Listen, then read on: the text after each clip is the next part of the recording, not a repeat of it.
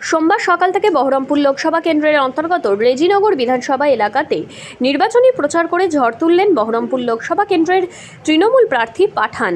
দলীয় কর্মী ও সমর্থকদের সঙ্গে নিয়ে এবং বহরমপুর সাংগঠনিক জেলা তৃণমূলের চেয়ারম্যানকে সঙ্গে নিয়ে হুটখোলা গাড়িতে ইউসুফ পাঠান ভোটের নির্বাচনী প্রচার করলেন তিনি।